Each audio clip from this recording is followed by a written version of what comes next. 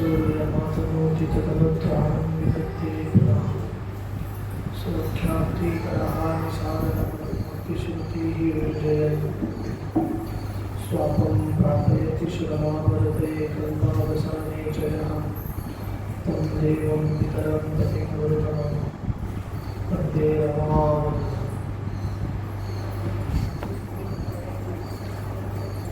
नमः श्रीमन्मध्वप्रदिसदृशं नो जय जय श्रीविदभवपाशः पातु मां पार्वतीशः।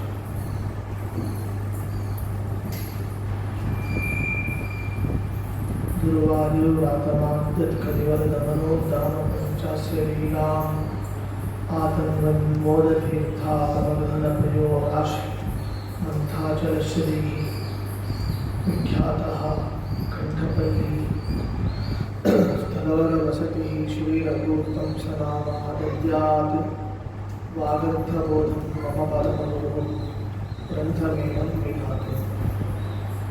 हरि ओम्। नारायणं सुरगुरुं जगदेकनाथं भक्तप्रियं सकललोकनमस्कृतं च त्रैगुण्यवर्जितम् अजं विभुमाद्यमीशं वन्दे भगवद्गुरुं अमरासुरसिद्धवन्द्यं। नारायणं नमस्कृत्य नरं चैव नरोत्तमं देवीं सरस्वतीं व्यासं ततो जयमुदीरये। सकल ದೋಷಗಳನ್ನು ಪಾಪಗಳನ್ನು ಹರಣ ಮಾಡುವ ಅಂದರೆ ಆ ಪಾಪಗಳನ್ನೆಲ್ಲ ನಿವಾರಿಸುವ ಇದೇ ಅರ್ಥದಲ್ಲಿ ಶ್ರೀಹರಿ ಅಂತ ಶಬ್ದ ಇದೆ. ಹರತಿ ಇತಿ ಹರಿಹಿ.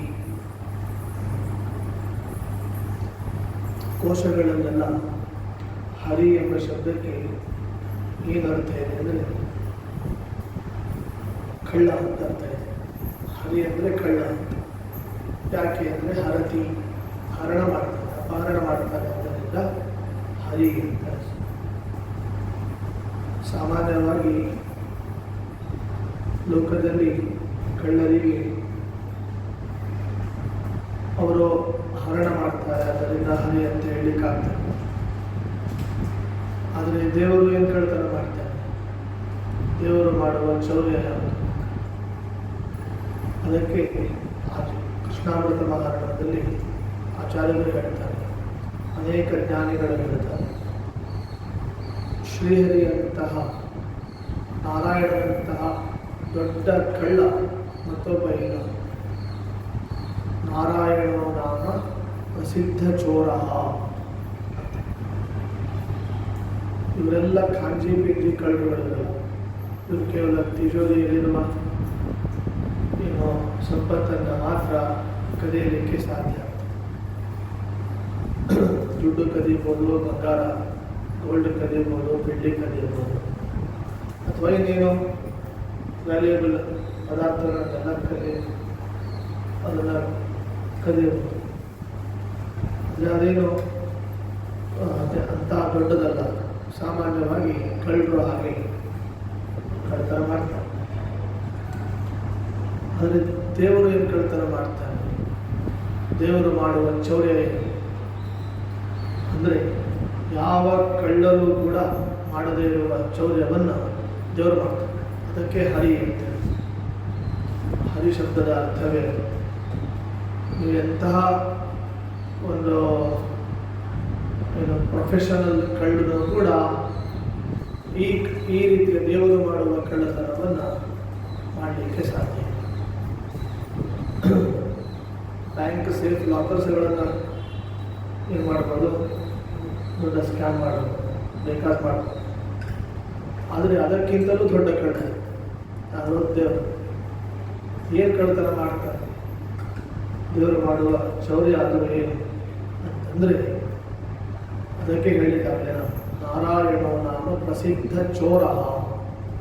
ನಾರಾಯಣನೆಂಬ ಏನು ವ್ಯಕ್ತಿ ಇದ್ದಾನೆ, ಪರಾತ್ಪರ ಪುರುಷ ಇದ್ದಾನೆ, ಅವನು ಚೋರ ಅಲ್ಲ, ಬರೇ ಚೋರ ಅಲ್ಲ, ಏನು ಪ್ರಸಿದ್ಧ ಚೋರ, ಪ್ರಸಿದ್ಧ ಕಳ್ಳ ಅವನು.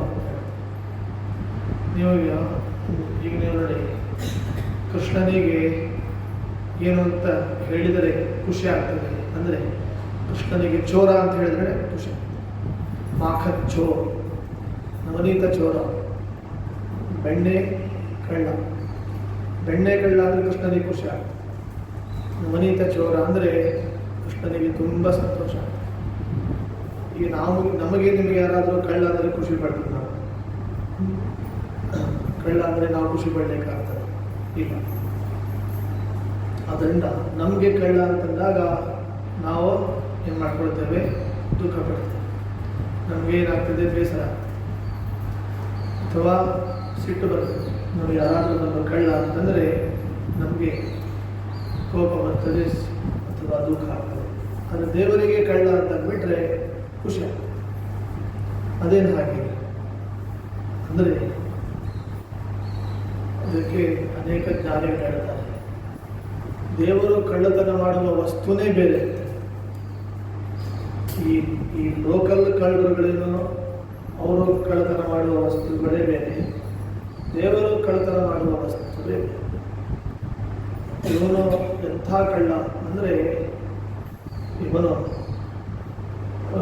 ಜಗತ್ತಿನಲ್ಲಿಯೇ ವಿಲಕ್ಷಣನಾಗಿರುವಂತಹ, ಜಗತ್ತಿನಲ್ಲಿಯೇ ಅಪ್ರತಿಮವಾಗಿರುವ, ಜಗತ್ತಿನಲ್ಲಿಯೇ ಅಸದೃಶವಾಗಿರುವಂತಹ ಚೋರ ದೇವರು. ಏನು ಕಳ್ಳತನ ಮಾಡ್ತಾನೆ? ಅವನು ಕಳ್ಳತನ ಮಾಡುವಂತಹ ವಸ್ತು ಆದರೂ ಯಾವುದು, ಪದಾರ್ಥ ಆದರೂ ಯಾವುದು ಅಂದರೆ ಭಾಗವತ ಹೇಳ್ತದೆ, ಹರಿವಂಶ. ಅದಕ್ಕೆ ಹರಿವಂಶ ಹರಿ ಅಂತ ಮೊದಲೇ ಹೇಳಿತ್ತು. ಏನು ಮಾಡ್ತಾನೆ ಅವನು? ಅಂತಹ ವಸ್ತುವನ್ನು ಕಳ್ಳತನ ಮಾಡುವಂತಹ ವಸ್ತು ಯಾವುದು? ದೇವರು ಮಾಡುವಂಥದ್ದು ಯಾವುದು ಅಂತ ಕೇಳಿದರೆ ಮತ್ತೇನೂ ಇಲ್ಲ. ತನ್ನ ಭಕ್ತರು ಅಂತೇನಿದ್ದಾರೆ, ತನ್ನ ಭಕ್ತರು, ಸ್ವೀಯ ಭಕ್ತರು, ಸ್ವಭಕ್ತರು, ತನ್ನ ಭಕ್ತರು ಮಾಡಿದಂತಹ ಏನು ಪಾಪಗಳಿವೆ ಆ ಎಲ್ಲ ಪಾಪಗಳನ್ನು ಏನು ಮಾಡ್ತಾನೆ? ಚೋರ, ಕಳ್ಳತನ. ಇದು ಯಾರು ಮಾಡ್ತಾರೆ? ಯಾವ ದೊಡ್ಡ ಕಳ್ಳ ಮಾಡಲಿಕ್ಕೆ ಸಾಧ್ಯ ಅಲ್ವಾ? ನಮ್ಮ ಇತಿಹಾಸದಲ್ಲಿ, ಹಿಸ್ಟ್ರಿಯಲ್ಲಿ ದೊಡ್ಡ ದೊಡ್ಡ ಕಳ್ಳರ ಹೆಸರುಗಳು ಉಪಲಬ್ಧ ಇವೆ. ನೀವು ಬೇಕಾದರೆ ಓಪನ್ ಮಾಡಿ ನೋಡಿ ಅವರು ಏನೇನು ಕಳ್ಳತನ ಮಾಡಿರ್ತಾರೆ ಅಂತ. ಆದರೆ ಅವರೆಲ್ಲರಿಗಿಂತಲೂ ಕೂಡ ವಿಲಕ್ಷಣವಾಗಿ ದೇವರು ಕಳ್ಳತನ ಮಾಡೋದು ಯಾವುದಂದರೆ ನಮ್ಮ ಹೃದಯದೊಳಗಿರುವ ಆ ದೋಷ. ಆ ದೋಷಗಳನ್ನು, ಪಾಪಗಳನ್ನು ಏನು ಮಾಡ್ತಾನೆ? ಹರತಿ, ಅದನ್ನು ಹರಣ ಮಾಡ್ತಾನೆ, ಅಪಹರಣ ಮಾಡ್ತಾನೆ. ಹಾಗಾಗಿ ದೇವರಿಗೆ ಏನು ಅಂತ ಹೆಸರು ಬಂತು? ಹರಿ ಅಂತ ಹೆಸರು. ಸಾಮಾನ್ಯವಾಗಿ ಹರಿ ಅಂತಂದರೆ ಕೇವಲ ಮೇಲ್ನೋಟಕ್ಕೆ ಏನು ಅಂತಂಥ ಕಳ್ಳ ಅಂತಷ್ಟೇ ಅರ್ಥ. ಆದರೆ ದೇವರ ವಿಷಯದಲ್ಲಿ ಅವನು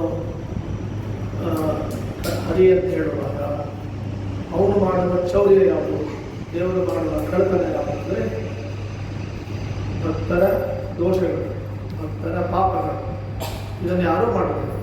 ದೇವರನ್ನು ಬಿಟ್ಟರೆ ಬೇರೆ ಯಾರೂ ಕೂಡ ಈ ಕಳ್ಳತನವನ್ನು ಮಾಡಲಿಕ್ಕೆ ಸಾಧ್ಯ ಇಲ್ಲ. ಎಷ್ಟು ಪಾಪ ನಿವಾರಣೆ ಮಾಡ್ತಾರೆ. ಅದನ್ನು ಜಗನ್ನಾಥದಾಸರು ಕರುಣಾಸಂಧಿಯಲ್ಲಿ ಅದನ್ನೇ ಹೇಳಿತ್ತು.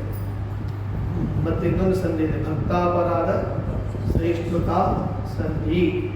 ಭಕ್ತರು ಮಾಡಿದ ಅಪರಾಧಗಳನ್ನು ಹೇಗೆ ಬಂಧಿಸ್ತಾರೆ, ಎಷ್ಟು ಕರುಣೆ ಮಾಡ್ತಾರೆ.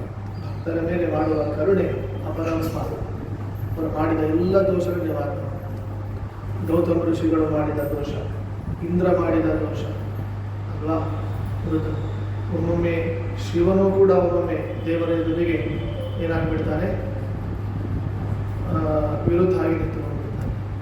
ಅವಾಗ ಮತ್ತೆ ದೇವರು ಆಪರೇಷನ್ ಮಾಡಿ ಮತ್ತೆ ಅಲ್ಲಿ ಸರಿ ಮಾಡ್ತಾನೆ. ಹೀಗೆ ಅರ್ಜುನ, ಅವನು ಕೂಡ ದೊಡ್ಡ ಭಕ್ತ. ಅರ್ಜುನ ಭಕ್ತ, ಎಲ್ಲ ರೀತಿಯಿಂದ ಸಲಹಿದ್ದು ಕೃಷ್ಣ. ಒಂದು ಟೈಮ್ ಏನಾಗ್ತಂದರೆ ಮಹಾಭಾರತ ಯುದ್ಧ, ಕೊನೆಯ ಯುದ್ಧ, ಅಂತಿಮ ಯುದ್ಧದ ಸನ್ನಿವೇಶ. ಆ ಸಮಯದಲ್ಲಿ ನಿತ್ಯ ಕೃಷ್ಣ ರಥದಿಂದ ಇಳಿತಿದ್ದ. ಆಮೇಲೆ ಅರ್ಜುನ ಇಳಿತಿದ್ದ. ಅವತ್ತು ಕೃಷ್ಣ ಹೇಳ್ತಾನೆ ಅರ್ಜುನನಿಗೆ, ಏನು ಹೇಳ್ತಾನೆ ಅಂದರೆ ನೀನು ಇಳಿ ಅಂತ ಹೇಳ್ತಾನೆ.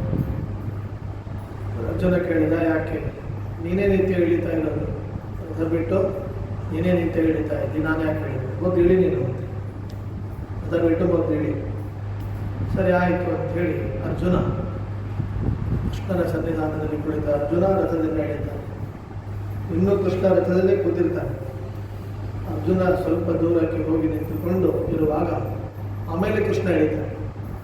ಕೃಷ್ಣ ಹಿಡಿದ್ರೆ ಆ ಕೊನೆಯ ದಿನ ಅವತ್ತೇನಾಗ್ತದೆ ಅಂದರೆ ಕೃಷ್ಣ ಹಿಡಿದದ್ದೇ ತಡ ಸೆಕೆಂಡ್ ಫ್ರ್ಯಾಕ್ಷನ್ನೊಳಗೆ ಆ ರಥ ಸುಟ್ಟು ಹೋದೆ. ಕೃಷ್ಣ ಇರುವವರೆಗೆ ಅಸ್ತಿತ್ವ ಯಾರಿಗೆ? ಅರ್ಜುನನಿಗೆ. ಕೃಷ್ಣ ಇಲ್ಲ ಅಂದರೆ, ಆ ದೇವರು ಇಲ್ಲ ಅಂದರೆ ಯಾರಿಗೂ ಅಸ್ತಿತ್ವ ಇರುವುದಿಲ್ಲ. ಹಾಗೆಯೂ ಕೂಡ ಇದೆ. ಅಲ್ಲಿ ರಥ ಬಿಟ್ಟು ಹಿಡಿದ ದೇವರು ರಥ ಸುಟ್ಟಂತೆ. ಹಾಗೆ ಇಲ್ಲಿಯೂ ಕೂಡ ಅಷ್ಟೇ. ಇದು ಯಾವ ರಥ? ಇದು ದೇಹ ರಥ, ಶರೀರ ರಥ. ಇಲ್ಲಿ ಯಾರಿದ್ದಾರೆ? ಅಲ್ಲಿ ಅರ್ಜುನ ಇದ್ದ. ಇಲ್ಲಿ ಯಾರಿದ್ದಾರೆ? ಜೀವಾತ್ಮ ಇದ್ದ. ಜೀವಾತ್ಮನನ್ನು ಪ್ರತಿನಿಧಿಸುವ ಅರ್ಜುನ ಆಗಿದ್ದರೆ ಇಲ್ಲೊಳಗೆ ಜೀವಾತ್ಮ ಇದ್ದ. ಸರಿ, ಈಗೇನಾಯಿತು? ಕೃಷ್ಣ ರಥ ಬಿಟ್ಟು ಹಿಡಿದ ಅಂದರೆ ರಥ ಏನಾಗ್ತದೆ? ಸುಟ್ಟು. ಹಾಗೆ ದೇವರು ನಮ್ಮ ಹೃದಯ ಕಮಲದಿಂದ, ಹೃದಯ ಮಂಟಪದಿಂದ, ದೇಹ ರಥದಿಂದ ಜಾಗ ಖಾಲಿ ಮಾಡಿದರು, ದೇವರು ಹೊರಟು ಹೋಗಿಬಿಟ್ರು ಅಂದರೆ ಏನಾಗ್ತದೆ? ರಥ, ದೇಹ ರಥ ಸುಟ್ಟು. ಅಂದರೆ ಅರ್ಥ ಏನು? ದೇವರಿರೋ ತನಕ ಈ ದೇಹ ರಥ ಉತ್ಸವ ಆಗ್ತದೆ, ನಿತ್ಯ ರಥೋತ್ಸವ ಆಗ್ತದೆ. ದೇಹ ನೀವು ತಿರುಪತಿ, ಉಡುಪಿ ಎಲ್ಲ ಹೋಗಿ ರಥೋತ್ಸವ ನೋಡೋದು ಬೇಕಾಗಿಲ್ಲ. ಅದು ಒಂದು ವೈಭವನೇ, ತೊಂದರೆ ಇಲ್ಲ, ನೋಡಬೇಕು ಹೋಗಿ. ಆದರೆ ನಿತ್ಯನೇ ನೋಡಲಿಕ್ಕಾಗ್ತದೆ. ಅದಕ್ಕೆ ಹರಿದಾಸರು ಜ್ಞಾನಿಗಳು ಹೇಳ್ತಾರೆ, ಈ ದೇಹವೇ ರಥ, ಈ ರಥ ಎಲ್ಲೆಲ್ಲಿ ಹೋಗ್ತದೆ? ರಥೋತ್ಸವ ಅಷ್ಟೇ. ಈ ಸಂದನಂ ಇದಂ ಕೌಂತೆಯ, ಕೃಷ್ಣ ಹೇಳಿದ್ದು ಭಗವದ್ಗೀತೆ. ಈ ದೇಹವೇ ಒಂದು ರಥ. ಈ ನಮ್ಮ ಮನೆಯಿಂದ ಇಲ್ಲಿಗೆ ಬಂತು ರಥ. ಇಲ್ಲಿಂದ ವಿಜಯನಗರದಲ್ಲಿ ಎಲ್ಲೆಲ್ಲಿ ಮನೆಗಳಿವೆ, ಆ ಮನೆಗಳಿಂದ ದೇವಸ್ಥಾನಕ್ಕೆ ರಥ ಬಂತು. ಈ ದೇಹ ರಥ ಬಂತು. ಏನಾಯ್ತು? ಈಗ ರಥೋತ್ಸವ ಆಯಿತು. ಹೀಗೆ ರಥೋತ್ಸವ ನಿತ್ಯ ನಡೀತದೆ. ನಾವು ನವರಾತ್ರಿಗೊಮ್ಮೆ ಬರುವ ರಥೋತ್ಸವ ಅಂತ ನಾವು ತಿಳಿದರೆ ದೇವರು ಹೇಳ್ತಾನೆ, ನಾನು ನನಗೆ ನಿತ್ಯ ರಥೋತ್ಸವದ ಭಾಗ್ಯ ಕೊಟ್ಟಿದ್ದೇನೆ ಅಂತ ಹೇಳಿ. ನಿತ್ಯ ರಥೋತ್ಸವದ ಭಾಗ್ಯ. ರಥ ಯಾವುದು? ದೇಹವೇ ರಥ. ದೇಹ ಎಂಬ ರಥವನ್ನು ಇವತ್ತು ನಾವೇ ಮಾಡಬೇಕು, ಚಿಂತನೆ ಮಾಡಿ ನಿತ್ಯ ಉತ್ಸವವನ್ನು ಮಾಡಿದಾಗ ಆಗ ಅದೇನಾಗ್ತದೆ? ಸಾರ್ಥಕ ಆಗ್ತದೆ. ಹಾಗಾಗಿ ಇದನ್ನೆಲ್ಲ ನಾವು ತಿಳಿದುಕೊಳ್ಳುವಂತಹ ಸಂಗತಿಗಳು. ನಾನೇನು ಹೇಳಿದೆ ಅಂದರೆ, ದೇವರು ಇದ್ದಾಗ ಮಾತ್ರ ಇದಕ್ಕೆ ಅಸ್ತಿತ್ವ. ದೇವರು ಇಲ್ಲ ಅಂದರೆ, ಭಗವಂತ ಇಲ್ಲ ಅಂದರೆ ಇದು ಅಸ್ತಿತ್ವ ಇಲ್ಲ ಅನ್ನೋದನ್ನು ನಾವು ತಿಳ್ಕೊಳ್ಳಬೇಕು. ಹಾಗಾಗಿ ದೇವರು ಏನು ಮಾಡ್ತಾನೆ? ನಮ್ಮ ಹೃದಯದೊಳಗಿರುವ ಎಲ್ಲ ದೋಷ ಪರಿಹಾರ, ಪಾಪಗಳನ್ನು ನಿವಾರಣೆ ಮಾಡ್ತಾನೆ, ಹರಣ ಮಾಡ್ತಾನೆ. ಹರಣ ಮಾಡ್ತಾನೆ. ಆದ್ದರಿಂದ ದೇವರು ಏನು ಅಂತ ಪ್ರಸಿದ್ಧ? ಹರಿ ಅಂತ ಪ್ರಸಿದ್ಧ. ಈ ಹರಿ ಶಬ್ದದ ಚಿಂತನೆ ಮಾಡಬೇಕು. ಹರಿವಂಶ ಪ್ರವಚನ ನಾವು ಶ್ರವಣ ಮಾಡ್ತಾ ಇದ್ದೇವಾದ್ದರಿಂದ ಈಗ ನಾಳೆ ಕೊನೆ ದಿನ. ಹರಿ ಶಬ್ದದ ಅರ್ಥನೇ ಗೊತ್ತಿಲ್ಲ ಅಂದರೆ ಹರಿವಂಶ ಹೇಗೆ? ಹರಿ ಶಬ್ದದ ಅರ್ಥ ಗೊತ್ತಾಗಬೇಕಲ್ಲ.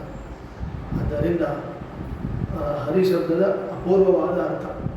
ಹರಿ ಅಂದರೆ ಕಳ್ಳ, ಚೋರ. ಏನು ಚೋರ? ಅವನು ಪಾಪ ಚೋರ, ದೋಷ ಚೋರ. ಯಾರು? ದೇವರು. ಹೀಗೆ ಮತ್ತು ಇನ್ನೂ ಒಂದು ಅರ್ಥ, ಪಾಪಗಳನ್ನು ಹರಣ ಮಾಡ್ತಾನೆ, ದೋಷಗಳನ್ನು ಹರಣ ಮಾಡ್ತಾನೆ. ಈ ಕೆಲವೊಮ್ಮೆ ಪಾಪಿಷ್ಠರು ಪುಣ್ಯ ಮಾಡಿರ್ತಾರೆ. ಪಾಪಿಷ್ಠರು, ಕೆಲಸಕ್ಕೆ ಬಾರದೇ ಇದ್ದವರು, ಅಯೋಗ್ಯರು, ಒಮ್ಮೊಮ್ಮೆ ಅವರ ಕಡೆಯಿಂದಲೂ ಪುಣ್ಯ ಆಗಿರುತ್ತೆ. ಆ್ಯಕ್ಚುಲಿ ಅದು ಪಾಪ ಬರಬೇಕು. ಎಲ್ಲೋ ಆಕಸ್ಮಿಕವಾಗಿ ಏನು ಬಂದುಬಿಟ್ಟಿರ್ತದೆ ಅವರಿಗೆ? ಪುಣ್ಯ ಬಂದುಬಿಡ್ತಾರೆ. ಆ ಪುಣ್ಯವನ್ನು ಹರಣ ಮಾಡ್ತಾರೆ, ಅದನ್ನು ಚೋರೆ ಮಾಡ್ತಾರೆ. ಅಂದರೆ ಪಾಪಿಷ್ಠರು ಮಾಡುವ, ಆಕಸ್ಮಿಕವಾಗಿ ಮಾಡುವ ಚೌರ್ಯವನ್ನು ಅದನ್ನು ಹರಣ ಮಾಡಿ ಆ ಪುಣ್ಯವನ್ನೇನು ಮಾಡ್ತಾನೆ? ಹಂಚ್ತಾನೆ. ಎಲ್ಲಿ? ಸಜ್ಜನ. ಇದು ದೇವರು ಮಾಡುವ ಕೆಲಸ. ಅದರಿಂದ ಹರಿ ಅರ್ಥ ಆಯ್ತಾ? ಹರಿಯ ಕರುಣೆ ಗೊತ್ತಾಯ್ತಲ್ಲ.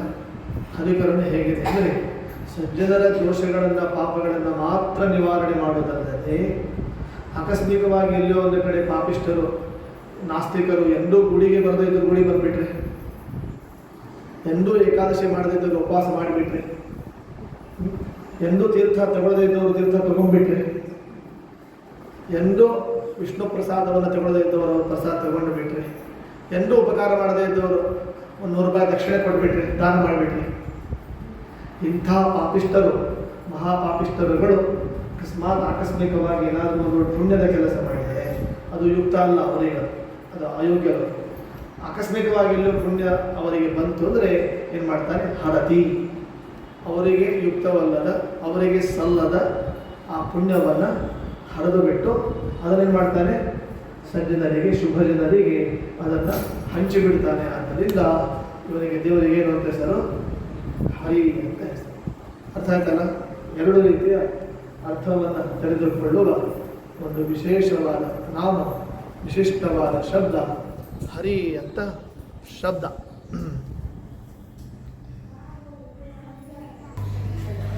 ಇಂತಹ ಅಸಾಧಾರಣವಾದ ಗುಣಧರ್ಮ ಇರುವವನಾದ್ದರಿಂದ ದೇವರನ್ನು ನಾವು ಹರಿ ಅಂತ ನಾವು ಚಿಂತನೆ ಮಾಡಬೇಕು. ಅದಕ್ಕೆ ಈ ಹಿನ್ನೆಲೆಯಲ್ಲಿ ಆಚಾರ್ಯರು ಹರಿದೇವ ಪರೋ ಹರಿದೇವ ಗುರು ಹರಿದೇವ ಜಗತ್ಪಿತ ಮಾತೃಗತಿ ಅಂತ ತಿಳಿಸಿದ್ದಾರೆ.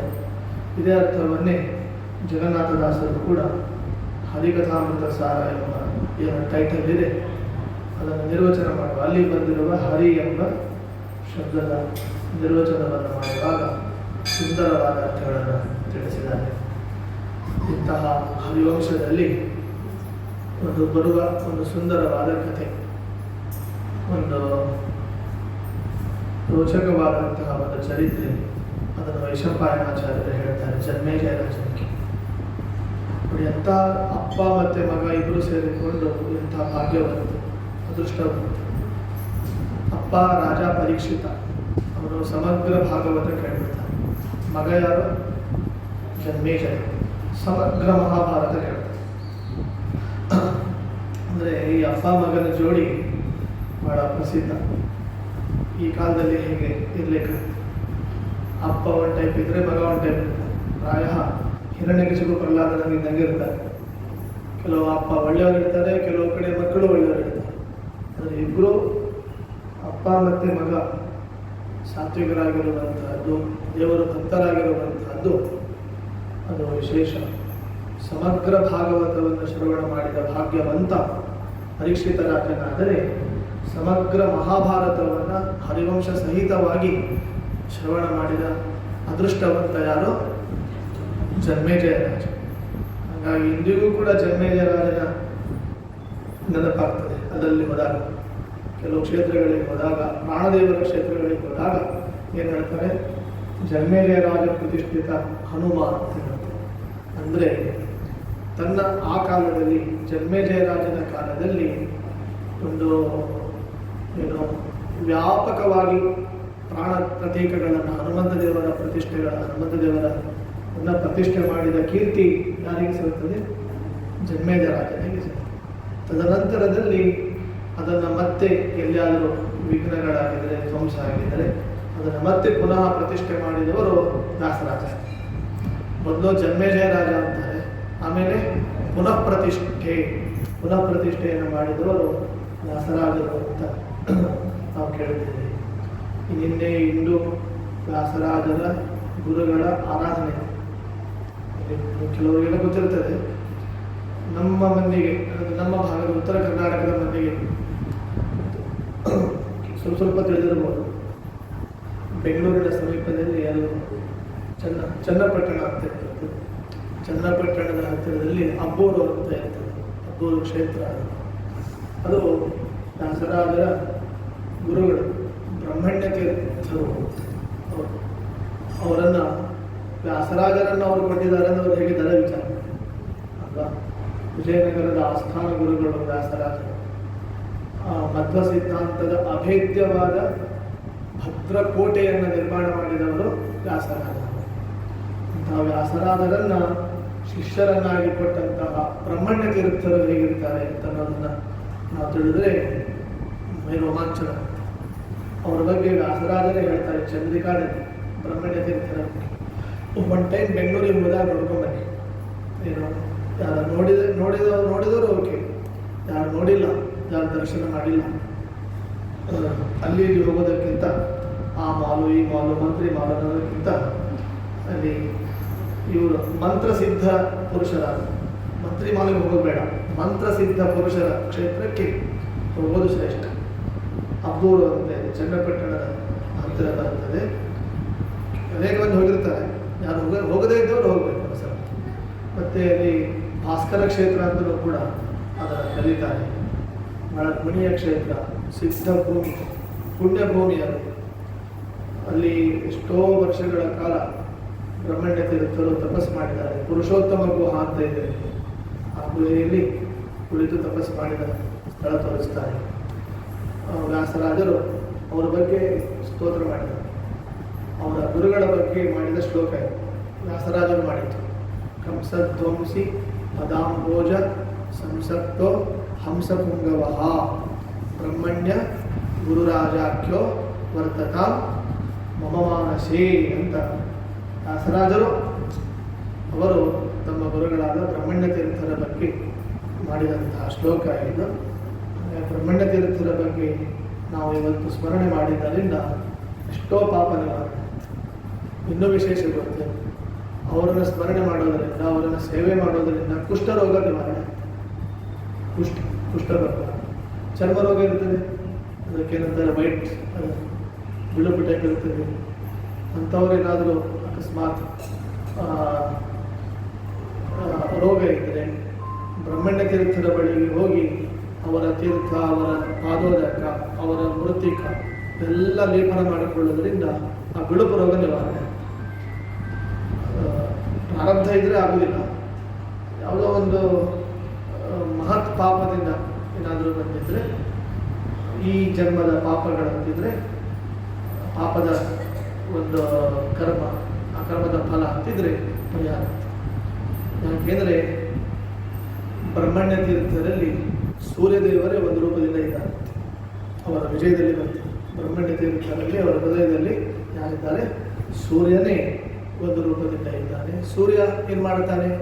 ಆರೋಗ್ಯಂ ಭಾಸ್ಕರಾದಿ ಇಚ್ಛೆ, ಆರೋಗ್ಯವನ್ನು ಕೊಡೋನು ಯಾರು? ಸೂರ್ಯ. ಹಾಗಾಗಿ ಬ್ರಹ್ಮಣ್ಯ ತೀರ್ಥರ ಸೇವೆಯಿಂದ ಏನಾಗ್ತದೆ?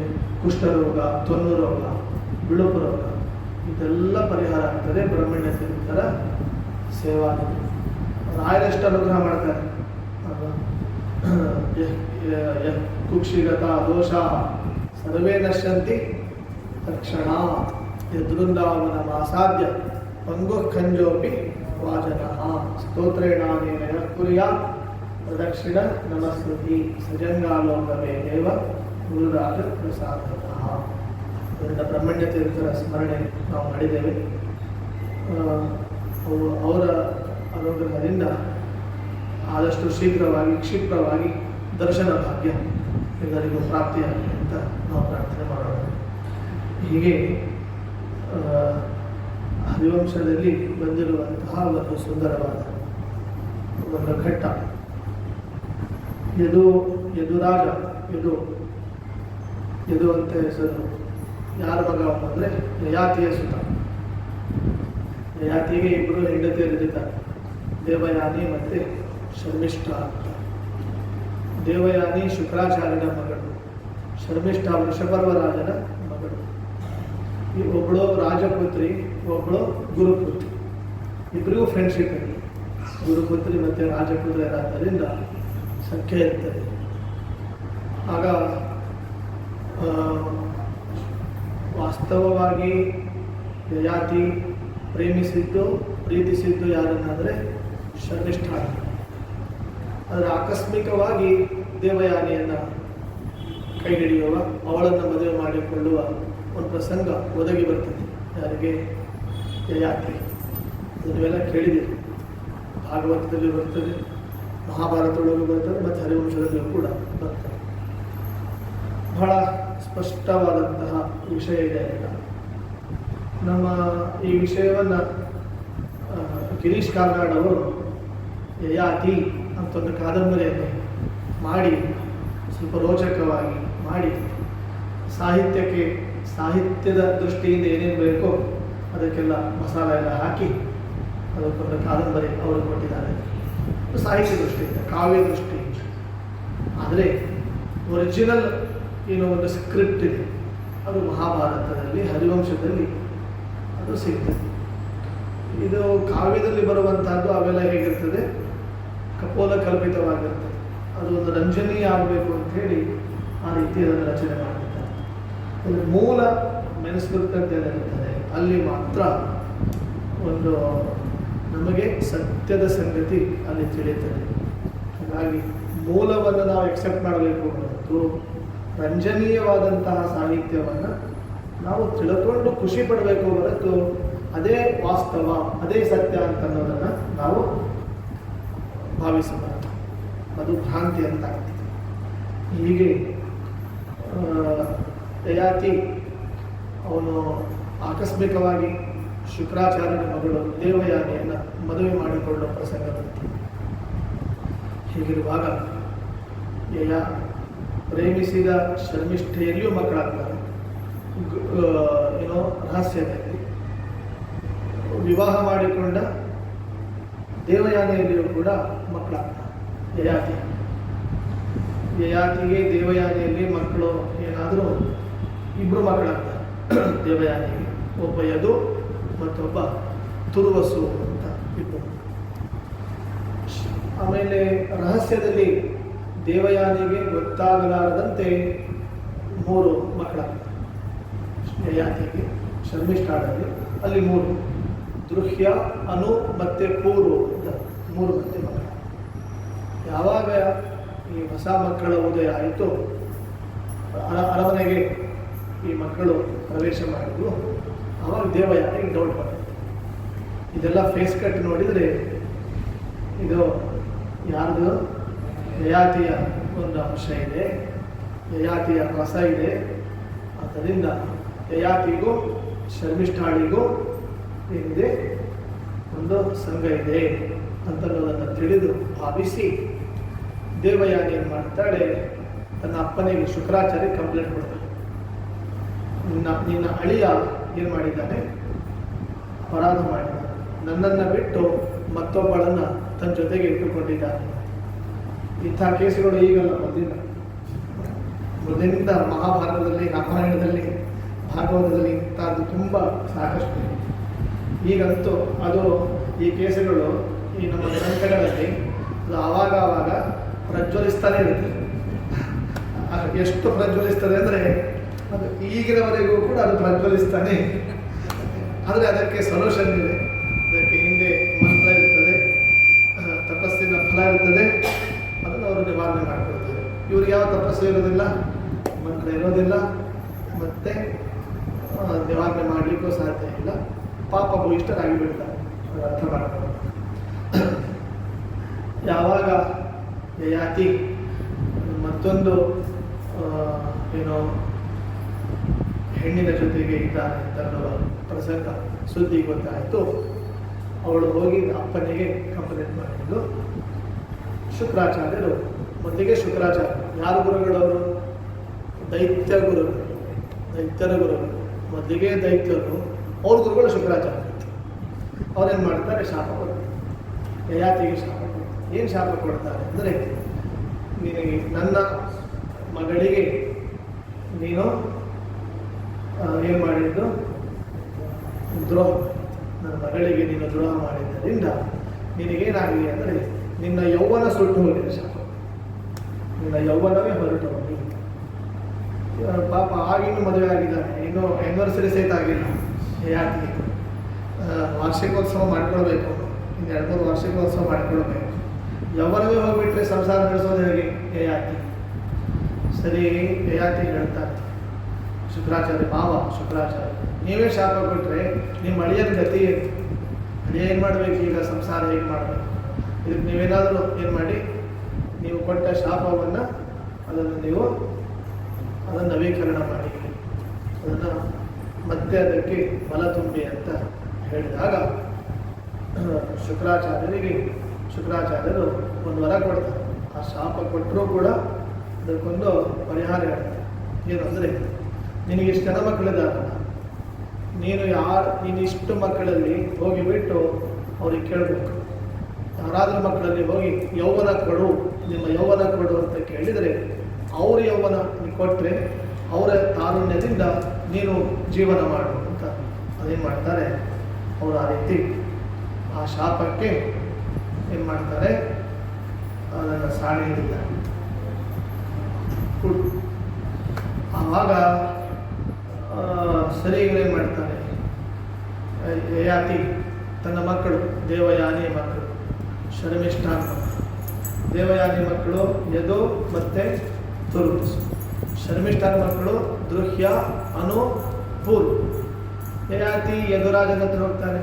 ದೇವಯಾನಿಯ ಇಬ್ಬರು ಮಕ್ಕಳು ಅವರಿಬ್ಬರು ಹೇಳ್ತಾರೆ, ಅಪ್ಪ ನಮಗೆ ಮದುವೆ ಮಾಡೋದು ಬಿಟ್ಟು ನೀನು ಮದುವೆ ನಮಗೆ ಮದುವೆ ಮಾಡಬೇಕು, ನಮಗೆ ತಾರುಣ್ಯ ಇದೆ, ಆ ತಾರುಣ್ಯದಿಂದ ನಾವು ಎಂಜಾಯ್ ಮಾಡಬೇಕು, ಅದು ಬಿಟ್ಟು ನೀನು ನಮ್ಮ ತಾರುಣ್ಯ ಕೇಳಿದ್ರೆ ಹೇಗೆ ಕೊಡಬೇಕು, ಅದು ಸಾಧ್ಯ ಇಲ್ಲ ಅಂತ ಹೇಳಿ ಅಲ್ಲೋ. ಆಮೇಲೆ ದೃಹ್ಯ, ಅನು, ಪೂರು ಶರ್ಮಿಷ್ಠಾನ್ ಮಕ್ಕಳು 3 ಮಂದಿ ಕೇಳ್ತಾರೆ. ಅನೋಜ ಯಯಾತಿ ದೃಹ್ಯನೇ ಕೇಳ್ತಾರೆ, ಅವನು ಆಗಲ್ಲ ಅಂತ ಹೇಳ್ತಾರೆ. ಅನು ಕೇಳ್ತಾರೆ, ಅವನು ಆಗುವುದಿಲ್ಲ ಅಂತ ಹೇಳ್ತಾರೆ. ಕೊನೆಗೆ ಯಾರು ಬರ್ತಾರೆ, ಮುಂದೆ ಬರ್ತಾರೆ, ಅವನ ಅದೃಷ್ಟ ಪೂರು ಬರ್ತದೆ. ಕೊನೆ ಮಗ ಅವನು ಶರ್ಮಿಷ್ಠ ಸುತ ಹೇಳ್ತಾನೆ, ಅಪ್ಪ ಆಯ್ತಪ್ಪ, ನಿನಗೆ ಕೊಡದೆ ಯಾರೇ ಕೊಡಬೇಕು, ಇಂಥ ಭಾಗ್ಯ ಯಾರೇ ಸಿಗ್ತದೆ. ಇನ್ನು ಬೇಸಿಗೆಯಲ್ಲಿ ವಸಂತ ಕಾಲದಲ್ಲಿ ಜಲದಾನ ಮಾಡೋದುಂಟು, ಬೇಸಣಿಗೆ ದಾನ ಮಾಡೋದಿದೆ, ಅಥವಾ ಪಾನಕ ದಾನ ಮಾಡ್ತಾರೆ, ಕೋಸಂಬರಿ ದಾನ ಮಾಡ್ತಾರೆ, ಸಾಧ್ಯ ಇದ್ದರೆ ಕನಕ ಬಂಗಾರ ದಾನ ಮಾಡ್ತಾರೆ. ಇನ್ನೂ ಅಪೇಕ್ಷೆ ಇದ್ದರೆ ಮನೆ ಗೃಹದಾನ ಮಾಡ್ಬೋದು, ಭೂಮಿ ದಾನ ಮಾಡ್ಬೋದು, ತುಂಬ ಶಕ್ತಿ ಸಾಮರ್ಥ್ಯ ಇದೆ. ಇನ್ನು ಒಳ್ಳೆಯ ಮನಸ್ಸಿದ್ರೆ ಕನ್ಯಾದಾನ ಮಾಡ್ತಾರೆ, ಹೀಗೆಲ್ಲ ಇದೆ. ಆದರೆ ತಾರುಣ್ಯದಾನ ಫಸ್ಟ್ ಇದೆ. ತಮ್ಮ ತಾರುಣ್ಯವನ್ನೇ ಯೌವನವನ್ನೇ ಕೊಡೋದು ಅಂದರೆ ಅದು ಗ್ರೇಟರ್ ಅಂತ ಹೇಳಿ ಅಪ್ಪನಿಗೆ ತನ್ನ ತಾರುಣ್ಯವನ್ನು ದಾನ ಮಾಡಿರ್ತಾರೆ. ಅದು ಪೂರ್ವ ಯಾವಾಗ ತಾರುಣ್ಯ ದಾನ ಮಾಡುತ್ತಾನೆ, ಅವನ ಮಗನ ತಾರುಣ್ಯದಿಂದ ಯಯಾತಿ 1000 ವರ್ಷಗಳ ಕಾಲ ಸಂಸಾರ ಮಾಡ್ತಾರೆ. ಹರಿವಂಶ ಅಂದರೆ ಮಗನ ತಾರುಣ್ಯ ಎಷ್ಟು ಸ್ಟ್ರಾಂಗ್ ಇತ್ತು ಅಂತ ವಿಚಾರ ಮಾಡಿ. ಮಗನ ತಾರುಣ್ಯ ಎಷ್ಟು ಪವರ್ಫುಲ್ ಆಗಿತ್ತು. 1000 ವರ್ಷಗಳ ಕಾಲ ಆ ತಾರುಣ್ಯವನ್ನು ಇಟ್ಟುಕೊಂಡು ಸಂಸಾರ ಮಾಡ್ತಾರೆ. ಆಮೇಲೆ ಜ್ಞಾನೋದಯ ಆಗ್ತದೆ, ವೈರಾಗ್ಯ ಬರುತ್ತದೆ. ಯಯಾತಿ ಆ ವೈರಾಗ್ಯ ಬಂದ ಮೇಲೆ ಪೂರ್ವಿಗೆ ಏನು ಮಾಡ್ತಾನೆ, ಅವನ ತಾರುಣ್ಯವನ್ನು ವಾಪಸ್ ಹೊರಗೆ ಕೊಟ್ಟು ಹೇಳ್ತಾನೆ, ಯಾವ ಮಕ್ಕಳು ಮುಂದೆ ಬರಲಿಲ್ಲ, ಪಿತೃವಾಕ್ಯ ಪರಿಪಾಲನೆ ಮಾಡಿದೋ ನೀನು ಒಬ್ಬನೇ, ಆದ್ದರಿಂದ ನಿನ್ನ ವಂಶವೇ, ನೀನು ಮತ್ತೆ ನಿನ್ನ ವಂಶದಲ್ಲಿ ಬರುವಂಥವರೆಲ್ಲರೂ ಕೂಡ ಏನಾಗಬೇಕು, ಚಕ್ರವರ್ತಿಗಳಾಗಬೇಕು ಅಂತ ಯಯಾತಿ. ನೀನು ಚಕ್ರವರ್ತಿ ಆಗಬೇಕು, ನಿನ್ನ ವಂಶದಲ್ಲಿ ಬರೋರೆಲ್ಲ ಚಕ್ರವರ್ತಿಗಳಾಗಬೇಕು, ಉಳಿದವರಿದ್ದಾರೆ ಅವರೆಲ್ಲ ನಿನ್ನ ವಂಶ ರಾಜರಾಗಬೇಕು ಅಂತ, ನಿನ್ನ ವಂಶದ ಅಧೀನ ರಾಜರಾಗಬೇಕು ಅಂತ ಹೇಳ್ತಾರೆ. ಅಂದರೆ ಅಪ್ಪನಿಗೆ ಖುಷಿಪಡಿಸಿದರೆ, ತಂದೆಯನ್ನು ಖುಷಿಪಡಿಸಿದರೆ, ಮಕ್ಕಳಾದವರು ಅಪ್ಪನನ್ನು ಖುಷಿಪಡಿಸಿದರೆ ಏನಾಗ್ತದೆ ಅಂತಂದಕ್ಕೆ ಫಲಿತಾಂಶ. ಆದ್ದರಿಂದ ಒಳ್ಳೆಯ ಅಪ್ಪ, ಒಳ್ಳೆಯ ಅಮ್ಮ ಇದ್ದಾಗ, ಪ್ರೀತಿ ಮಾಡುವ ಅಪ್ಪ, ಅಂತಃಕರಣ ಮಾಡುವ ಅಮ್ಮ, ಇಂತಹ ಅಪ್ಪ ತಂದೆ ತಾಯಿಯಂದಿರು ಜೀವನದಲ್ಲಿ ಸಿಕ್ಕಾಗ ಅವರ ಸೇವೆಯನ್ನು ಮಾಡಿದರೆ ಏನು ಫಲಿತಾಂಶ ಸಿಗ್ತದೆ ಅಂತಲಿಕ್ಕೆ ಉದಾಹರಣೆ ಯಾರು, ಯಯಾತಿಯ ಸುತ ಪೂರ್ವ. ಆ ಪೂರ್ವಿನ ಪರಂಪರೆಯಲ್ಲಿ ಬಂದವರೇ ಯಾರೋ ಇವರೆಲ್ಲ, ಯಾರೋ ಕೌರವರು ಮತ್ತು ಪಾಂಡವರು. ಕುರು ಪೂರ್ವಿನ ಪರಂಪರೆಯಲ್ಲಿ ಬಂದವರೇ ಕುರು ಅಂತಾದ. ಆ ಕುರುವಿನ ಪರಂಪರೆಯಲ್ಲಿ ಇವರೆಲ್ಲ ಬರ್ತಾರೆ. ಭರತ ಬರ್ತಾರೆ, ದುಷ್ಯಂತ ಬರ್ತಾರೆ ಅವರ ಪರಂಪರೆಯಲ್ಲಿ, ಮತ್ತು ದುರ್ಯೋಧನಾದಿಗಳು ಬರ್ತಾರೆ, ಪಾಂಡವರು ಬರ್ತಾರೆ. ಇವರೆಲ್ಲ ಏನಾಗ್ತಾರೆ, ಚಕ್ರವರ್ತಿಗಳಾಗ್ತಾರೆ, ಸಾಮ್ರಾಟ ಆಗ್ತಾರೆ, ಚಕ್ರವರ್ತಿಗಳಾಗ್ತಾರೆ. ಈ ಯದು ಇನ್ನು ಕೆಲವು ಮಕ್ಕಳಂತೂ ವಂಶನ ನಿಂತು ಹೋಗ್ಬಿಡ್ತದೆ, ಹರಿವಂಶ ಹೇಳ್ತಾರೆ. ಯದು ಇದ್ದಾರೆ, ದೇವಯಾನಿ ಸುತ ಮೊದಲನೇ ಮಗ, ಅವನು ಚಕ್ರವರ್ತಿಗಳಾಗೋದಿಲ್ಲ, ಕೆಲವರಾಗ್ಬೋದು ದೇವನಗರದಿಂದ, ಎಲ್ಲರೂ ಆಗೋದಿಲ್ಲ. ಇವರೇನಾಗ್ತಾರೆ, ಇವ್ರ ವಂಶದಲ್ಲಿ ಹುಟ್ಟಿದವರೆಲ್ಲ ಕೇವಲ ರಾಜರು ಅಂತ, ಚಕ್ರವರ್ತಿಗಳು ಅಂತ. ಅದಕ್ಕೆ ನೋಡಿ, ಕೃಷ್ಣ, ಬಲರಾಮ, ವಸುದೇವ ಇವರೆಲ್ಲ ಇದ್ದಾರೆ, ಯಾರು ಬರಲಿಲ್ಲ. ಯದು ಪರಂಪರೆಯಲ್ಲಿ ಬಂದವರೆಲ್ಲ ಏನು ಕರೀತಾರೆ, ಅವರನ್ನು ಯಾದವರು ಅಂತ ಕರೀತಾರೆ. ಇವ್ರು ಯಾರೂ ಕೂಡ ನೋಡಿ, ಕೃಷ್ಣ ಅವನು ದೇವರಾಗಿದ್ರೂ ಕೂಡ ಚಕ್ರವರ್ತಿ ಆಗಲಿಲ್ಲ. ರಾಮ ಚಕ್ರವರ್ತಿ ಆದ, ರಾಮ ಅಯೋಧ್ಯಾಧಿಪತಿ ಆದ, ಚಕ್ರವರ್ತಿ ಆದ. ಆದರೆ ಕೃಷ್ಣ ಚಕ್ರವರ್ತಿ ಆಗಿಲ್ಲ. ಏನು ಮಾಡ್ಲಿಕ್ಕೆ ಬರೋದಿಲ್ಲ, ಅದು ಆ ಸರ್ಕಾರನೇ ಹೆಂಗೆ, ಸರ್ಕಾರಕ್ಕೆ ಏನು ಮಾಡ್ಲಿಕ್ಕೆ ಬರೋದಿಲ್ಲ. ಜನ ಏನು ಆದೇಶ ಕೊಡ್ತಾರೆ ಹಾಗೆ. ನಾವೆಲ್ಲ ಭಾವಿಸಿದ್ವಿ 400 ಕಮಲ ಪುಷ್ಪ ಅರಳುತ್ತದೆ ಅಂತ. ಆರಲಿಲ್ಲ, ಏನು ಮಾಡಬೇಕು? ಜನಾದೇಶ ಹಾಗಿರುತ್ತೆ. ಪ್ರಜಾಪ್ರಭುತ್ವ ಅಂದರೆ ಹಾಗೆ, ಡೆಮಾಕ್ರಸಿ ಏನು ಮಾಡಲಿಕ್ಕೂ ಬರೋದು.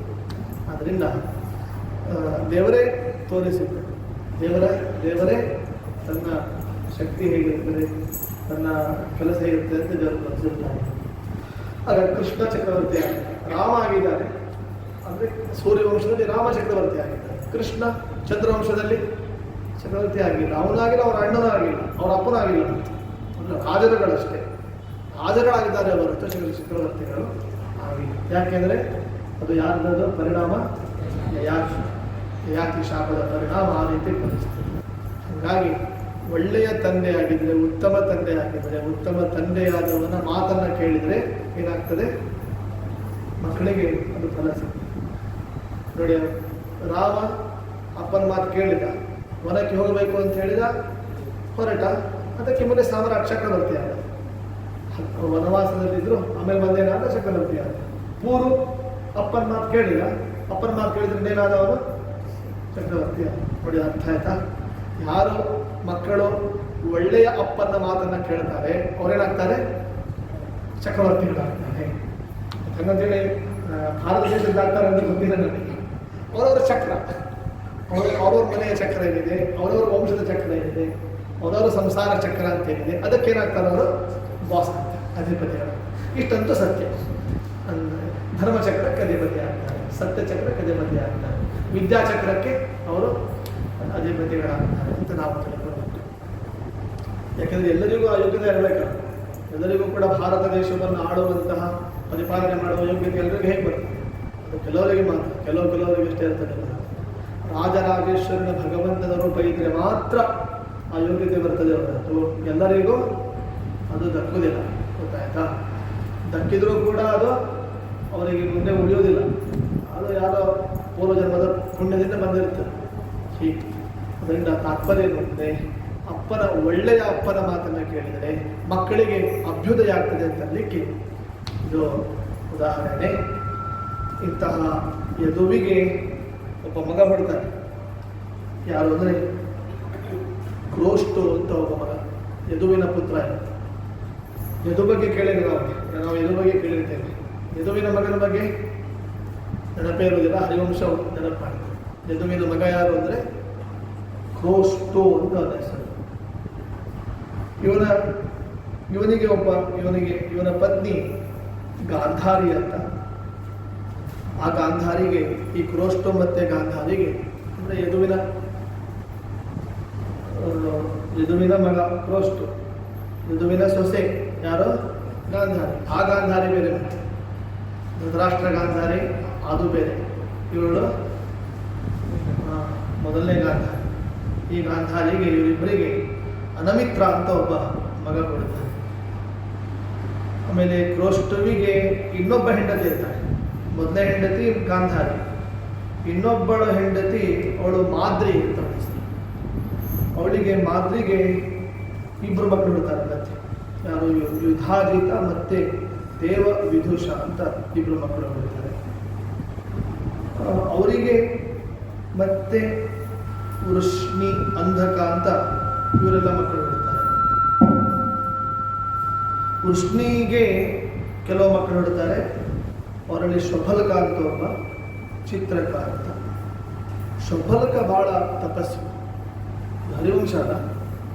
ಕೆಲವು ಹೇಳಿದೆ ಇಷ್ಟು, ಯಾರ ಮಗ, ಅವ್ರ ಮಗ ಯಾರು, ಅವ್ರ ಮಗ ಯಾರು. ಇಷ್ಟು ದಿವಸ ನಾನು ಹೇಳೇ ಇಲ್ಲ. 5 ದಿವಸಗಳಲ್ಲಿ ಪರಂಪರೆ ವಂಶ ಹೇಳಬೇಕಲ್ಲ. ಮತ್ತು ನಾನು ಹೇಳ್ತಾ ಕೂತ್ರೆ ನೀವು ಯಾರು ಬರೋದಲ್ಲ ನಂಗೆ ಗೊತ್ತು. ಅದಕ್ಕೇನೆ ಬೇರೆ ಬೇರೆ ವಿಷಯಗಳನ್ನು, ಹರಿವಂಶದಲ್ಲಿ ಬಂದಿರುವ ಕೆಲವು ವಿಷಯಗಳನ್ನು ಹೇಳಿ, ಇವತ್ತು ಕೊನೆ ದಿವಸ, ಇವತ್ತು ನಾಳೆ ಅವ ವಂಶದಲ್ಲಿ ಬಂದಿರುವ ಅವರ ಹೆಸರುಗಳನ್ನು ನಾವು ಉಚ್ಚಾರ ಮಾಡಿದರೆ, ನೆನಪಿಸಿಕೊಂಡ್ರೆ ಏನಾಗ್ತದೆ?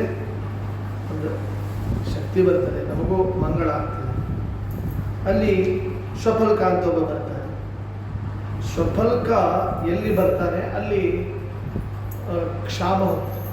ಶ್ವಫಲ್ಕ ಬಂದಲ್ಲಿ ಬರ ಪರಿಹಾರ ಆಗ್ತದೆ, ಮಳೆ ಬರ್ತದೆ. ಇದು ಶ್ವಫಲ್ಕನ ಒಂದು ಮಹಿಮೆ. ರಾಮಾಯಣದಲ್ಲಿ ಒಬ್ಬ ಇದ್ದಾರೆ, ಯಾರು ಋಷ್ಯಶೃಂಗ. ರಾಮಾಯಣದಲ್ಲಿ ಬರುವಂತಹ ಒಂದು ಪಾತ್ರ. ಋಷ್ಯಶೃಂಗ ಇಲ್ಲಿ ಬರ್ತಾನೆ, ಅಲ್ಲಿ ಏನಾಗ್ತದೆ, ಬರ ಹೋಗ್ತದೆ, ಕ್ಷಾಮ ಹೋಗ್ತದೆ, ಮಳೆ ಬರ್ತದೆ. ಅಂದರೆ ಮಳೆ ಬರಬೇಕಂದ್ರೆ ಋಷ್ಯಶೃಂಗ ಬರಬೇಕು. ಇಲ್ಲೂ ಕೂಡ ಹಾಗೆ ಮಳೆ ಬರಬೇಕು ಅಂದರೆ ಯಾರು ಬರಬೇಕು, ಶ್ವಫಲ್ಕ ಬರಬೇಕು.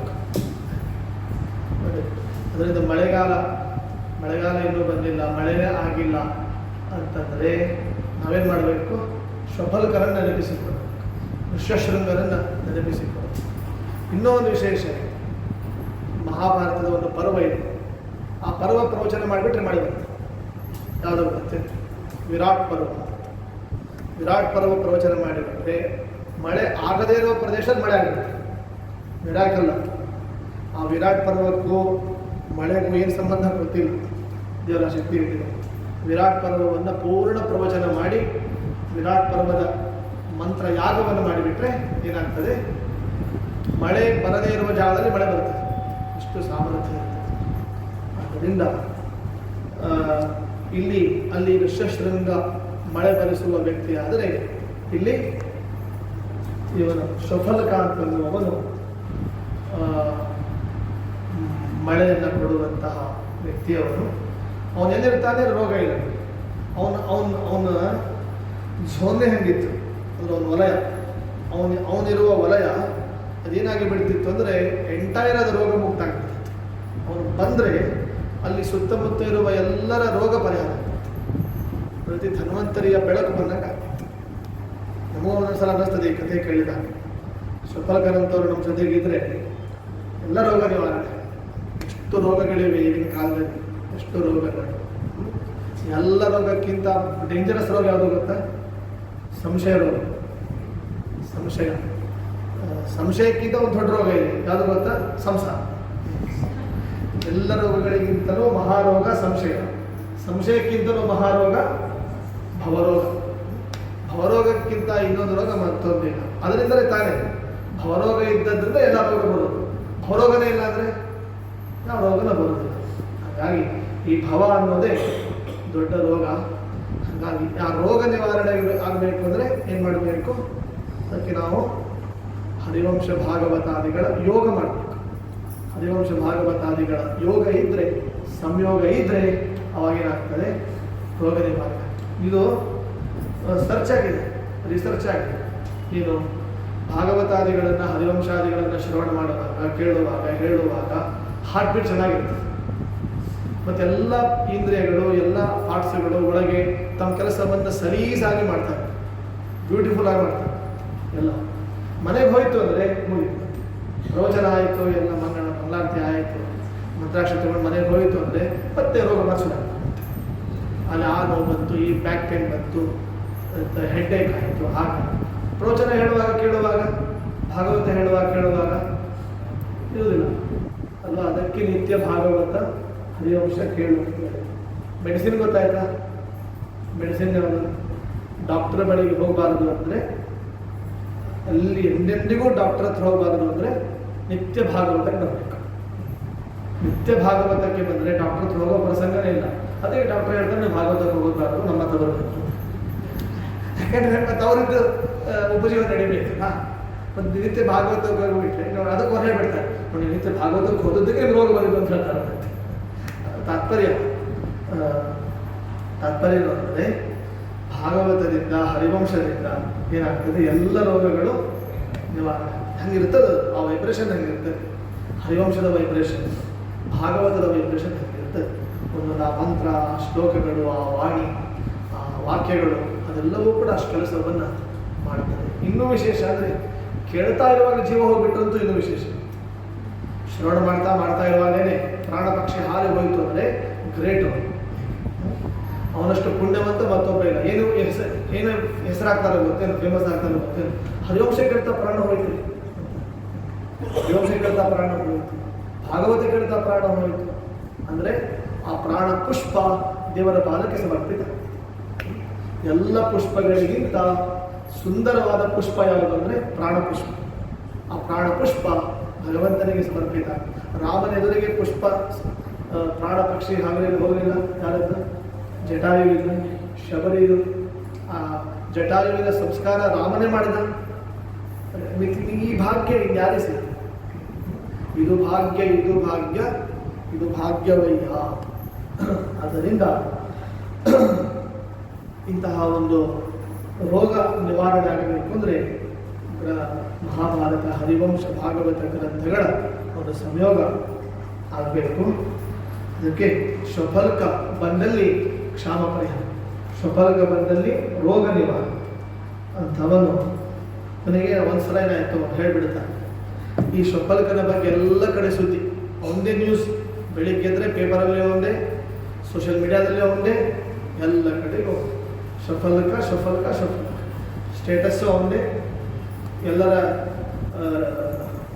ಪೇಜ್ಗಳಲ್ಲಿಯೂ ಯಾರೋ ಶ್ವಫಲ್ಕ. ಇಷ್ಟು ಅವನ ಶ್ವಫಲ್ಕ ಮನೆ ಮಾತಾಗಿದ್ದ. ಶ್ವಫಲ್ಕ ಇಲ್ಲದೆ ಏನು ಜೀವನವೇ ಇಲ್ಲ, ಅಷ್ಟು ಹೆಸರಾಗಿಬಿಟ್ಟಿದೆ. ಅವಾಗಿನಾಯಿತು, ಕಾಶಿ ದೇಶದಲ್ಲಿ ವಾರಾಣಸಿಯಲ್ಲಿ ಅವನು ಹೇಳಿದೆ, ವಾರಾಣಸಿ ಮಹಿಳೆ, ವಾರಾಣಸಿಯಲ್ಲಿ 3-4 ವರ್ಷ ಮಳೆನೇ ಇಲ್ಲ. ಗಂಗಾ ನದಿ ಇದ್ರೂ ಮಳೆ ಇಲ್ಲ. 4 ವರ್ಷ ಇಡೀ ಕಾಶಿ ಮಂದಿ, ವಾರಾಣಸಿ ಜನ ಎಲ್ಲ ಏನು ಮಾಡಿಬಿಟ್ಟಿದ್ದಾರೆ, ನೀರಿಲ್ಲದೆ ತತ್ತರಿಸಿಬಿಟ್ಟಿದ್ದಾರೆ. ಅವಾಗ ಕಾಶಿ ರಾಜನಿಗೆ ಟೆನ್ಷನ್ ಆಯಿತು, ಏನು ಮಾಡಬೇಕೀಗ? ಗಂಗೆಯಲ್ಲಿರುವ ನೀರು ಸರಿ ಬತ್ತಿ ಹೋಲಿಸು. ಆ್ಯಕ್ಚುಲಿ ಗಂಗಾ ನೀರೆಂದು ಏನಾಗೋದಿಲ್ಲ, ಅದು ಬತ್ತೋದಿಲ್ಲ. ಅಂಥದ್ದು ವಾರಾಣಸಿಯಲ್ಲಿ ಹರಿಯುವ ಗಂಗೆ, ಹಸಿ, ವಾರಣ ಎಲ್ಲ ನದಿಗಳು ಬತ್ತಲಿಕ್ಕೆ ಶುರು. ಇನ್ನೇನು ಮಾಡಬೇಕು? ನೀರು ಬೇಕು.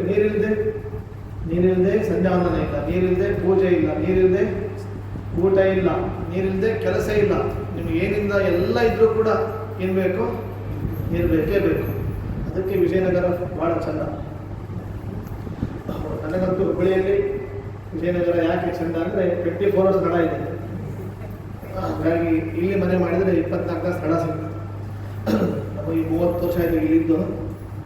ಹೀಗೆ ನೀರಿರೋದ್ರಿಂದ, ನೀರು ಬರ್ತಾ ಇರೋದ್ರಿಂದ ಎಲ್ಲದಕ್ಕೂ ಅನುಕೂಲ. ನಮ್ಮ ಹುಬ್ಬಳ್ಳಿಯಲ್ಲೇ ಎಷ್ಟೋ ಏರಿಯಾಗಳಿವೆ, ವಾರಕ್ಕೋಸ್ಕರ ನೀರು ಬರ್ತದೆ. ಎಷ್ಟೋ ಕಡೆ ವಾರಕ್ಕೊಮ್ಮೆ 15 ದಿವಸಕ್ಕೊಮ್ಮೆ ನೀರು ಬರ್ತದೆ. ಇಲ್ಲಿ ಮಾತ್ರ 24 hours ಸ್ಥಳ ಹಂಗಿರ್ತದೆ. ಅಂದರೆ ಕಾರಣ ಏನು ಅಂದರೆ, ಸಂಧ್ಯಾವಂದನ ಮಾಡುವಾಗ ಮಂತ್ರ ಉಂಟು, ಆಪೋಹಿಷ್ಠಾಮಯೋ ಭುವಃ ತಾನವರು ಜೇದನಾಥನ ಅಂತ ನೀರಿನ ಮಂತ್ರ. ನೀರಿನ ಮಂತ್ರಗಳನ್ನು, ಸಂಧ್ಯಾವಂದನವನ್ನು ಯಾರು ಹೆಚ್ಚು ಹೆಚ್ಚು ಮಾಡಿರ್ತಾರೆ ಅಂಥವರಿಗೆ ದೇವರು 24 ತಾಸು ನೀರಿನ ಒಂದು ಯೋಗವನ್ನು ಭಗವಂತ ಕೊಡ್ತಾನೆ. ಅದರಿಂದ ಸಂಧ್ಯಾವಂದನವನ್ನು ಮಾಡಿಬಿಟ್ಟರೆ ಮುಂದಿನ ದಿನಗಳಲ್ಲಿ ಏನು ಸಿಗ್ತದೆ? ವಿಶೇಷವಾದಂಥ ನೀರು ಸಿಗ್ತದೆ. ಹೀಗೆ 3 ವರ್ಷಗಳ ಕಾಲ ವಾರಾಣಸಿಯಲ್ಲಿ ನೀರು ಇಲ್ಲ, ಮಳೆ ಇಲ್ಲ, ನೀರಿಲ್ಲ. ಆಗ ಕಾಶಿರಾಜನಿಗೆ ಒಂದು ಏನು ಸೊಲ್ಯೂಷನ್ ಏನಾದರೂ ಅಂದರೆ ಕರೆಸಿದ ಇವರನ್ನು, ಶ್ವಫಲ್ಕರನ್ನು ಕರೆಸಿಬಿಟ್ರೆ ನಮ್ಮ ದೇಶದ, ನಮ್ಮ ರಾಜ್ಯದ ಒಂದು ಒಂದು ಕ್ಷಾಮ ಇದೆ, ಪ್ರಾಬ್ಲಮ್ ಇದೆ, ಅದು ಸಾಲ್ವ್ ಆಗ್ತದೆ, ನಿವಾರಣೆ ಆಗ್ತದೆ ಅಂತ ಶ್ವಫಲ್ಕರನ್ನು ಕರೆಸಿದ. ಶ್ವಫಲ್ಕರನ್ನು ಕರೆಸಿದ. ಮತ್ತೇನು ಮಾಡಬೇಕು? ಕರೆಸಿ ಮತ್ತೆ ವಾಪಸ್ ಹೋಗಬಾರ್ದು. ಎಷ್ಟೋ ದಿವಸ ಇಲ್ಲೇ ಇರಬೇಕಲ್ಲ. ಅವ್ನು ಶಾಣೆ ಆಯ್ತು ರಾಜ, ಕಾಶಿರಾಜ ಭಾಳ ಶಾಣೆ ಆಯಿತು. ಅದಕ್ಕೆ ಕಾಶಿರಾಜ ಅಂತಂದು. ಕಾಶಿಯಲ್ಲಿ ಪಂಡಿತರು ಭಾಳ, ವಿದ್ವಾಂಸರು ಭಾಳ. ಆ ರಾಜನು ಪಂಡಿತ ಇದ್ದ, ಜ್ಞಾನಿ ಇದ್ದ. ಅವೇನು ಮಾಡಿಬಿಟ್ಟ? ಶಾಣೆತರ ಮಾಡಿಬಿಟ್ಟ.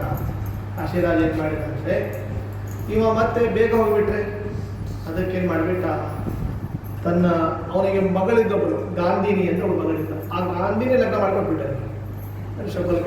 ಏನಾದ ಈಗ ಇವನು ಮನೆಯಲ್ಲಿ ಆಗಿಬಿಟ್ಟು, ಯಾವಾಗ ಅಳಿ ಆಗ್ಬಿಟ್ಟ, ಮತ್ತೆ ಮಾವ ಯಾವಾಗ ಹೇಳ್ತಾನೆ ಅವಾಗ ಇವನು ಮಳೆ ಸುರಿಸ್ತಾ ಇದ್ದ. ಹೀಗೆ ಗಾಂಧಿನಿಯನ್ನು ಮದುವೆ ಮಾಡಿಕೊಂಡು ಯಾರೋ ಇವನು ಶ್ವಫಲ್ಕ ಆ ವಾರಾಣಸಿಯಲ್ಲಿ ಇದ್ದು, ಅವನು ಮನೆ ಅಳಿಯ, ಕಾಶಿ ಅಳಿಯ ಅಂತ ಫೇಮಸ್ ಆಗಿಬಿಟ್ಟ. ಕಾಶಿ ಜಾಮಾತ, ವಾರಾಣಸಿ ಜಾಮಾತ ಯಾರು ಅಂದರೆ ಶ್ವಫಲ್ಕ ಅಂತ. ಮನೆ ಅಳಿ ಅಂದರೆ ಅವನು ಅಲ್ಲಿಂದ ಬಂತು ನೋಡಿ, ಅಲ್ಲಿ ತನಕ ಮನೆ ಅಳಿ ಅಂತ ಇದ್ದಿದ್ದಿಲ್ಲ. ಮನೆ ಅಳಿಯ ಅಂತ ಪ್ರಪ್ರಥಮ ಮನೆ ಅಳಿಯ ಯಾರು ಅಂದರೆ ಇವನೇ ಶಂಫಕ್. ಹೀಗೆ ಈ ಅವನ ಹೆಂಡತಿ ಇದ್ದಾಳಲ್ಲ ಗಾಂಧಿನಿ, ಕಾಶಿರಾಜನ ಮಗಳು, ಅವಳು ಬಹಳ ಧರ್ಮಿಷ್ಠ. ಅವಳು ಗಾಂಧಿನಿ ತನ್ನ ತಾಯಿಯ ಹೊಟ್ಟೆಯಲ್ಲಿ ತುಂಬ ದಿವಸ ಇದ್ದವಳು.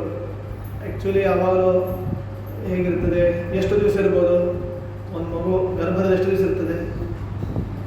ಎಷ್ಟು ದಿವಸ ಇರ್ತದೆ? 9 ತಿಂಗಳು ಇರ್ತದಲ್ವಾ. ಇದೆಷ್ಟು ದಿವಸ ಇತ್ತು? 9 ಆಯಿತು, 9 ತಿಂಗಳಾಯಿತು, 10 ಆಯಿತು, 11 ಆಯಿತು, 12 ಆಯಿತು, 1 ವರ್ಷ ಆಯಿತು, 2 ವರ್ಷ ಆಯಿತು, 5 ವರ್ಷ ಆಯಿತು, 10 ವರ್ಷ ಆಯಿತು, ದಶಮಾನ ಸಮುದಾಯಿತು, ಇನ್ನೂ ಬರೋದು ಮಗು.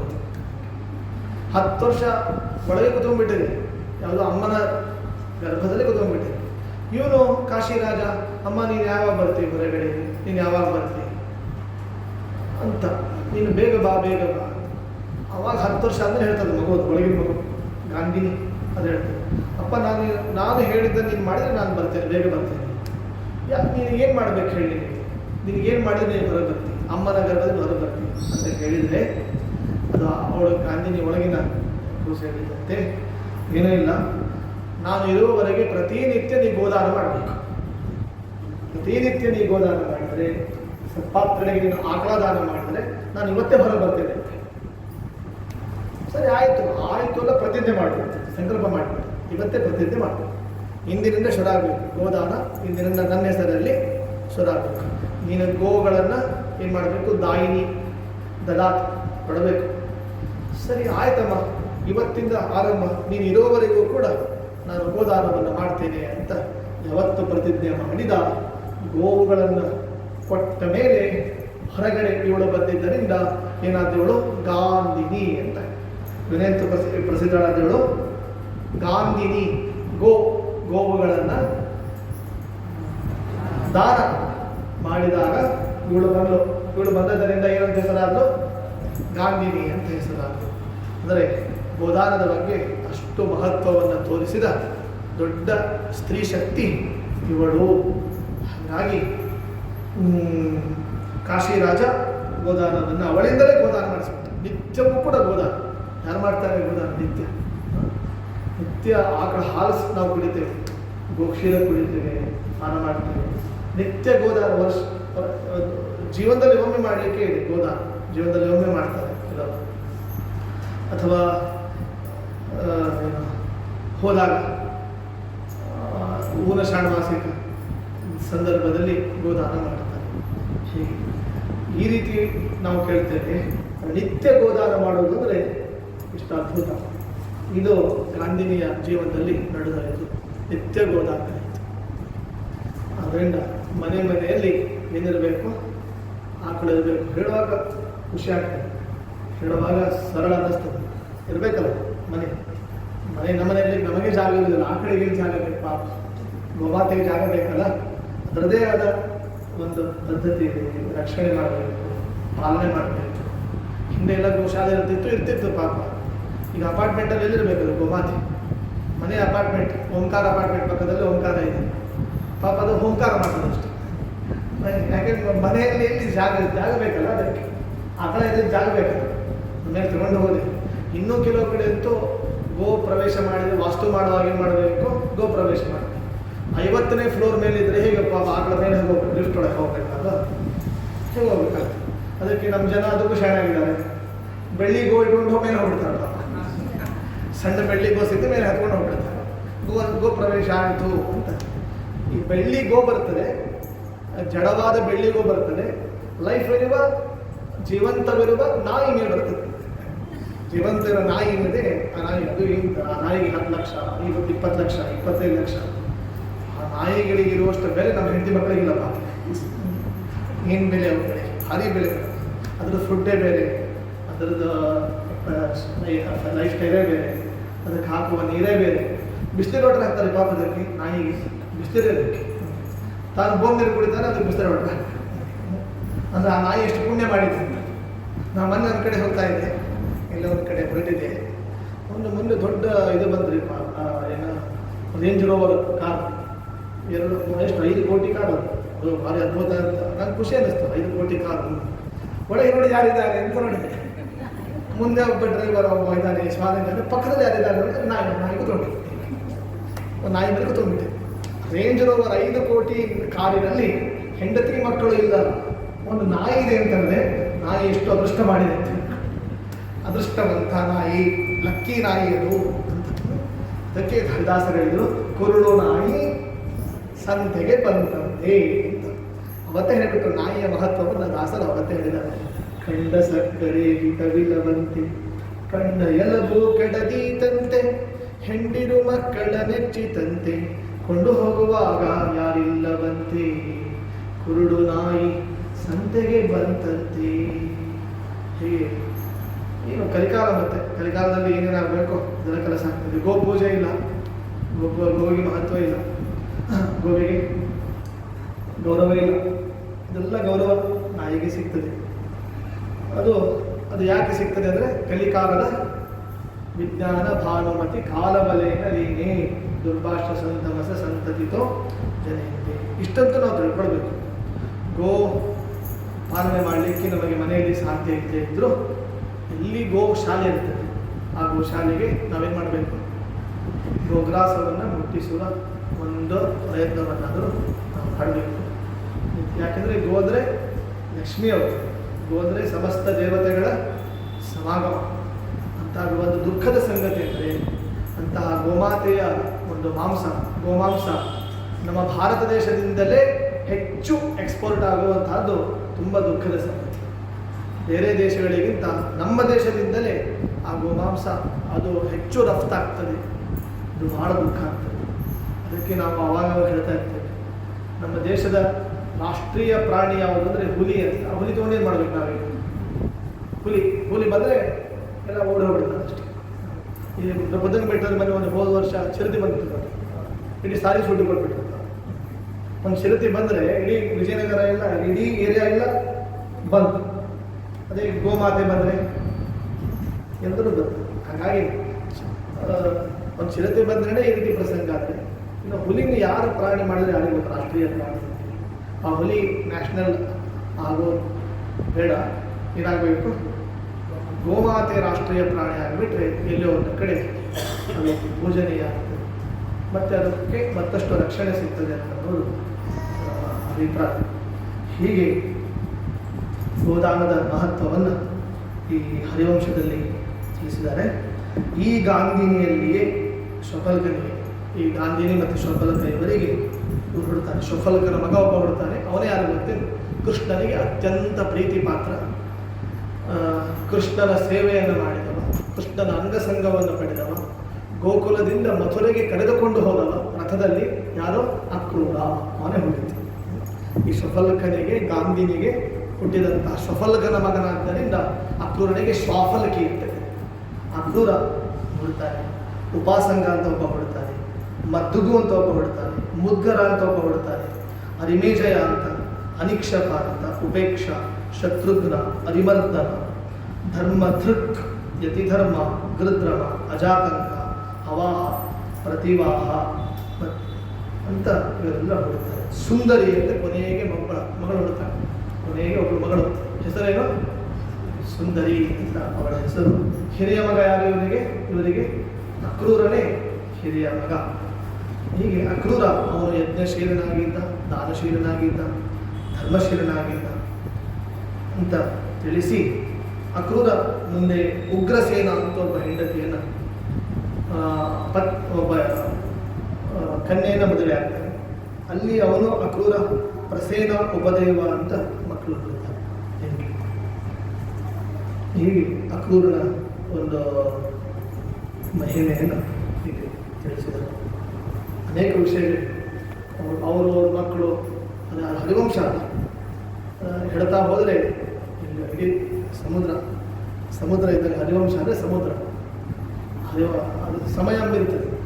ಹಾಗಾಗಿ ಇಷ್ಟು ಹೇಳಿ ನಾಳೆ ಮತ್ತು ಮಂಗಳದ ದಿನ ನಾವು ಈ ಹರಿವಂಶವನ್ನು 3 ಭಾಗ ಮಾಡಿದ್ದೀವಿ. 3 ಎಪಿಸೋಡ್. ಈ ಪ್ರಥಮ ಭಾಗದ ಪ್ರವಚನ ಆಯಿತು. ಇನ್ನು 3 ಭಾಗದ ಪ್ರವಚನ ಇರುತ್ತೆ. ನಾವು ಸಮಯ ಹೇಳ್ತೇವೆ, ಡೇಟ್ ಹೇಳ್ತೇವೆ.